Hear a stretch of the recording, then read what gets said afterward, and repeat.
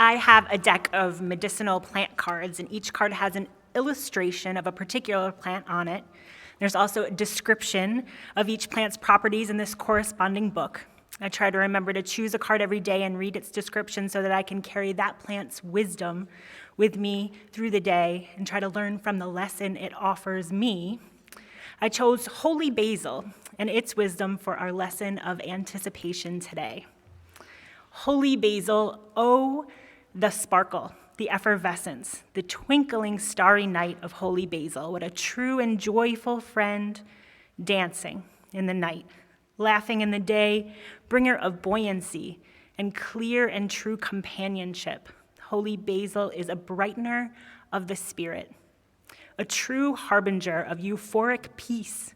The energy of Holy Basil should be released into our water supply, bringing light into the eyes of the collective, curling up the corners of our mouths and letting all our hearts sing out. Holy Basil is a friend if you are feeling backed into a corner by lethargy or despair, hopelessness or sorrow. Holy Basil is an ally for nearly everyone, as their gifts work with the small and large stressors of daily life, both the subtle and the overt. The power of stress has taken on a life of its own in the modern world. So much a standard part of our day-to-day activities, stress is the mode which many of us view as normal. Stress has always been a part of being alive, but at one time was much more connected to an imminent survival than it is now. Now we have culturally programmed this into our existence and invoke the stress response around nearly any activity, relationship, or experience. We have also lost many tools to release stress in community, to resolve conflicts in a healthy way, and to heal.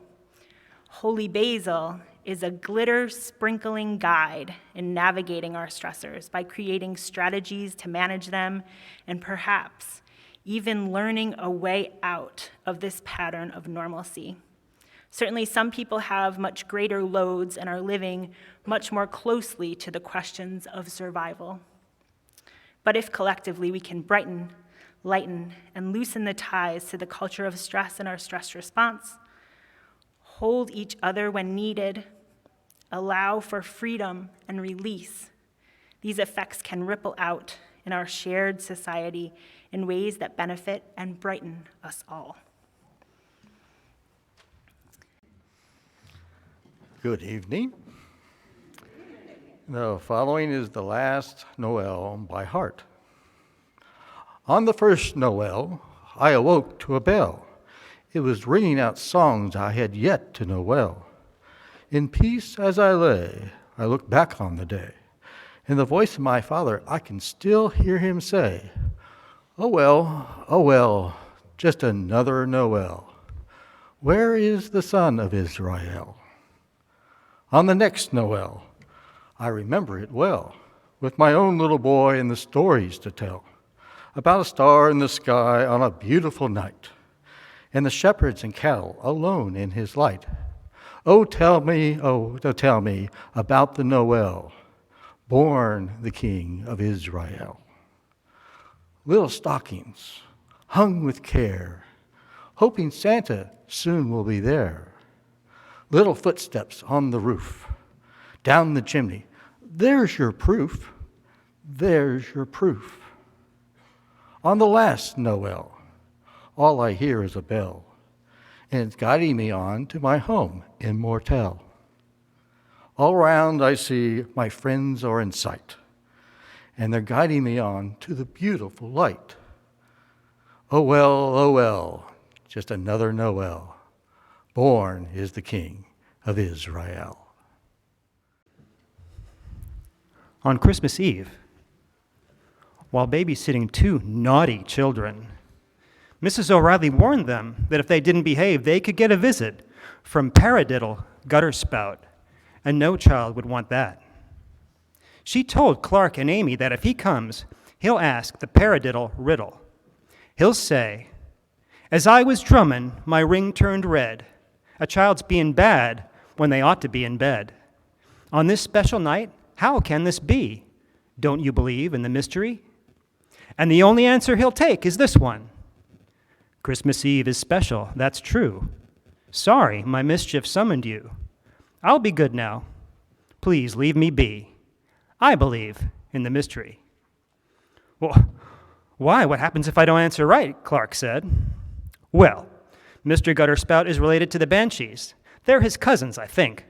If you say you don't believe in the mystery of Christmas, he'll call them quick as a wink, and they'll come. Where do they take you? Clark said, kind of worried. Well, no one knows. Every child that's been ever taken there has never been seen or heard from again, because if you find out what the mystery is all about, you have to stay there. Well, that's not true, is it? I mean, somebody must know what it's about. Isn't it about Jesus' birthday? Everyone knows that, Clark said, kind of annoyed now. Oh, yes. Of course, we celebrate the birth of Jesus, but there's more to the mystery than his birth. Did you know Jesus wasn't actually born on Christmas Day? I mean to say that he was indeed born, and he was a gifted teacher and taught us all sorts of things that lots of people practice to this day, so he is a very important person and well worth celebrating. I certainly do every year. But lots of smart folks, experts you'd call them, say that he was probably born closer to April.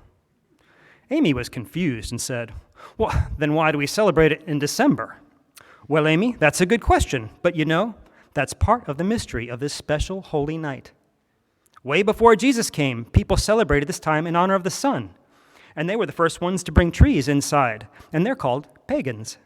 Before them, there were some people in Africa who celebrated at this very time for another reason, and I wouldn't be surprised if there was someone before that even. So you see, since the time there were people, and maybe even before that, this has been the most special night of the year. And even if they celebrate it in different ways, everyone can tell this is a special night, and you must believe it, and you must be on your best behavior, or the powers that be will teach you what the mystery is. And just like those wrapped presents under your tree right now, it's not meant to be known. The closest you can get to the answer is just to say, I believe in the mystery. And old Paradiddle Gutterspout's ring will turn green, he'll pat you on the head, and he'll go back the way he came. If he feels like you really meant it, then sometimes he even leaves a few of his gold coins for you. When you wake up, it'll be Christmas morning, and you can open those presents, eat pies and turkey, have fun with your friends, and do all the stuff that you're supposed to do on Christmas Day. But whatever you do, don't tell him that you don't believe. No telling where the Banshees will take you, but I'd never see you again. You're dear children to me, and I'd miss you very, very much. So do you promise to be good now and go to sleep? Yes, both children replied together. After Mrs. O'Reilly went back downstairs, Clark considered the story she told them and wondered if it was true. Probably not. Probably just another made-up fairy story like she's always telling us, so we'll behave. Just the same, he decided best not to test the existence of Paradiddle Gutterspout, and he started to drift off to sleep with the mystery of Christmas still intact. Amy felt the same as her brother and shut her eyes tight to go to sleep. But just before she did, she heard her brother saying these words in a whisper he didn't think she would hear. To be on the safe side, he repeated the answer to the paradiddle riddle under his breath. Christmas Eve is special, that's true. Sorry, my mischief summoned you. I'll be good now. Please leave me be. I believe in the mystery. If there is to be peace in the world, there must be peace in the nations.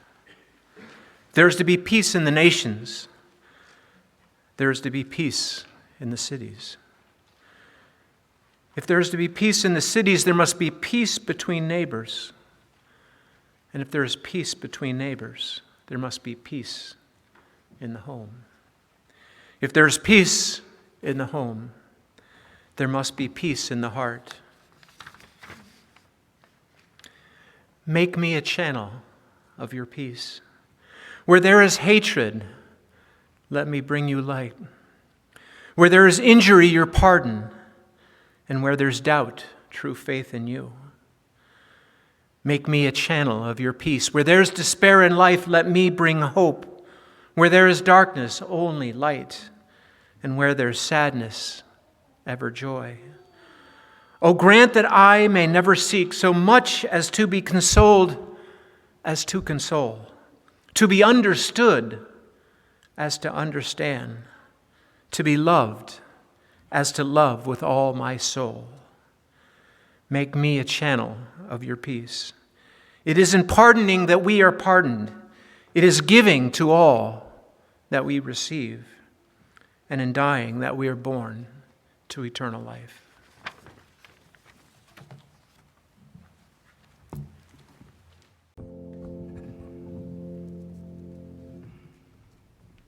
A lesson in grace.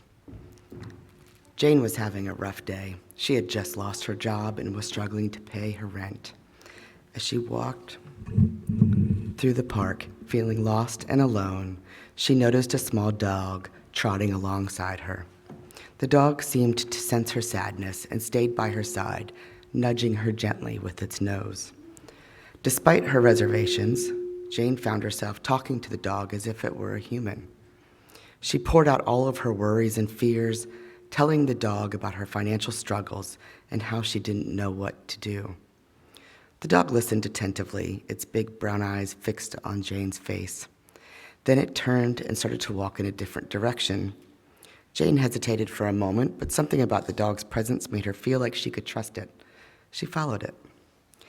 As she walked, the dog led Jane to a group of older people who were sitting on a bench. They seemed to be having a lively conversation, and when they saw Jane and the dog approaching, they waved them over.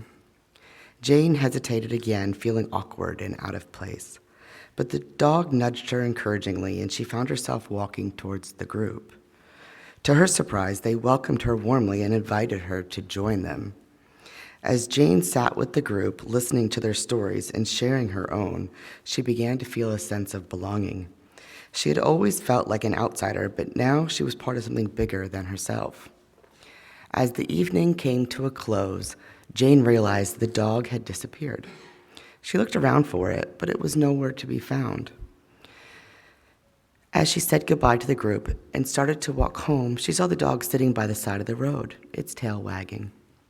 As Jane approached the dog, she noticed that it was wearing a collar with a name tag. She leaned down to read it and was startled to see the word Grace printed there.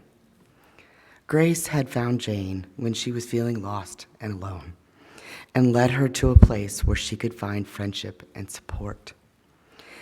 And now, as she walked home with the dog by her side, Jane realized that Grace had found her where she was, but it didn't leave her there.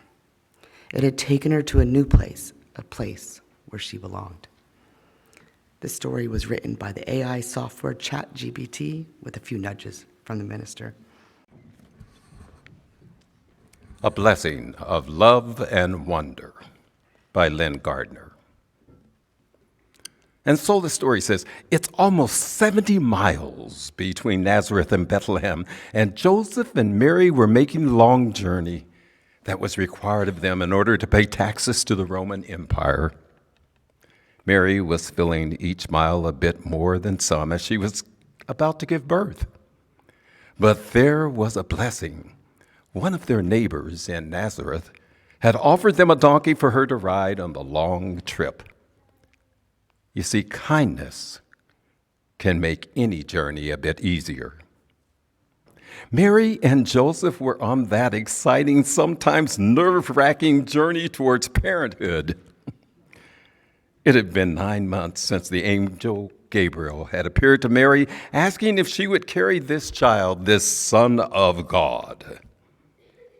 And so, with her consent, Mary was pregnant. And there was another blessing. Her dear, sweet Joseph, who believed in her, who had faith in her and in God. Faith can help when times are confusing and difficult. And there in Bethlehem, this young couple was blessed with generosity, a place to stay. It wasn't very fancy, but it was warm and safe. Out in the fields, there were shepherds watching over their sheep. It is said that the angels came announcing that a child was born. Now, I would guess those shepherds don't always feel important. But on that night, there was a blessing. They not only felt hope hearing of the birth of this little baby, but they also remembered, at least for that night, that they were each precious. a new star rose in the heavens, telling of the birth of one who would bring a message of peace, one who would bring change, one who would be called a king. Wise ones went to King Herod to tell him that a new king had been born, and Herod was jealous. And so he sent them to find the baby. The stories say that they traveled to find him, and there was a blessing. The wise ones felt compassion for this family, and they chose not to tell King Herod. And as Jesus was held and rocked and snuggled and fed and sung to, there was a blessing of love and wonder. All the people and animals gathered around a new baby, caring for him and for one another, resting in that amazing love. Over 2,000 years later, we retell the story of Jesus' birth and of his life and teachings. And there is a blessing, a possibility of a better world, when we remember that we are all connected, when we choose kindness, faith, generosity, when we remember that each one of us matters. The possibility for a better world happens when we practice compassion, when we allow our hearts to be changed by love and wonder. So this Christmas and every day, may you be touched by such blessings and share them with all that you meet. Thank you. A lesson in light from John O'Donohue. There's a quiet light that shines in every heart. It draws no attention to itself, though it is always secretly there. It is what illuminates our minds to see beauty, our desire to seek possibility, and our hearts to love life. Without this subtle quickening, our days would be empty and wearisome, and no horizon would ever awaken our longing. Our passion for life is quietly sustained from somewhere inside us that is wedded to the energy and excitement of life. This shy inner light is what enables us to recognize and receive our very presence here as a blessing. There is a quiet light that shines in every heart.